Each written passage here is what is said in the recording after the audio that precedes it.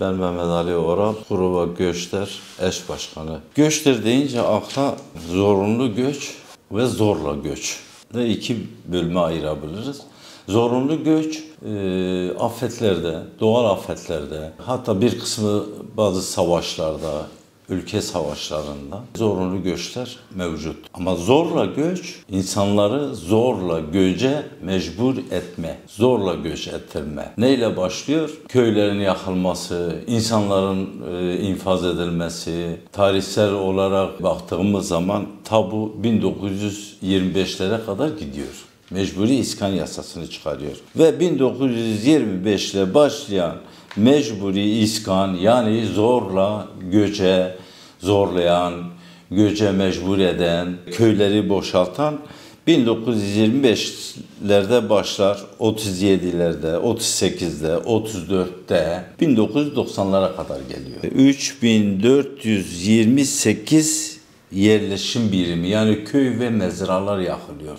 3 milyona yakın sadece 90'la 2024 tarihleri arasında yapılan bir araştırmada 3 milyona yakın insanların metropollere sürgün edildiği, zorunlu göç edildiği ve onları topraklarından edindiği bir sayı var karşımızda. Köyleri yakılmış, arazileri elinden almış, hayvanları telef edilmiş ve insanları yoksul, üzerindeki elbiseyle göç ettirmiş, köyünden çıkarılmış 3 milyon insan var. Bu insanların dönüşümü peki nasıl sağlanacak? Biz bunu rapor şeklinde komisyona da sunmuştuk. Toplumsal barışı sağlamak istiyorsansa bu devletin bu halktan bir özür borcu var. Bir özür dilemesi gerekiyor. Bir halkın köyüne dönebilmesi için şu anda eli silahlı köy koruyucuları var. Köye dönmek isteyen insanlarımız olduğu zaman da gidip arazisini süremiyor, orada hayvan besleyemiyor, çiftçilik yapamıyor. Bu köy koruyucularının o köylerde boşaltılmadığı sürece zaten bu 3 milyon insanın oraya geri dönüş imkanı mümkün değildir. Devletin şu anda mera yasaklarını koyduğu ya da orman yasaklarını koyduğu bir yasaklar var. Hatta mayın döşenen bölgeler var. O mayınların boşaltılması, temizlenmesi, o yasakların kaldırılması, devlet zorla yapmış olduğu zorunlu gücü ve evini yıktığı evlerini tekrar inşa etmesi gerekiyor. Gençler madde bağımlılığı, hırsızlık, fuhuş gibi sorunlarla karşılaştılar. Aslında göç etmenin nedenlerinden bir tanesi zaten asimilasyondur. Karadeniz'e gönderilen insanlarımız bugün baktığımızda asimile edilmiş. İç Anadolu desek mesela, İç Anadolu da aynı durumda. Hatta bazı aileler baskıdan dolayı Kürt olduklarını bile söyleyemeyen ailelerimiz var İç Anadolu'da. Yoğunluk olarak Mersin, Adana, baktığımızda Antep'te de göç var. İç Anadolu'da var, Ege ve Marmara'da çok. Yani İstanbul ve İzmir'de. Devlet tarafından kurulan meclis komisyonu var. Bu komisyon komisyonu olarak algılamamamız gerekiyor. Çözüm komisyonudur, ya anayasa değişikliği komisyonudur. Bu komisyonun hazırlamış olduğu bir araştırma komisyonu olarak bir raporunu hazırlayacak. Bu raporunu meclis başkanına sunacak. Meclis başkanı bütçe komisyonu, adalet komisyonu, insan hakları komisyonu, birçok komisyonun ortak bir karma komisyon kurularak bu komisyonun almış olduğu raporu tekrar değerlendirilecek, tekrar yasallaşması için bir yasal bir süreci başlatarak bir sıra sayısı hazırlanır.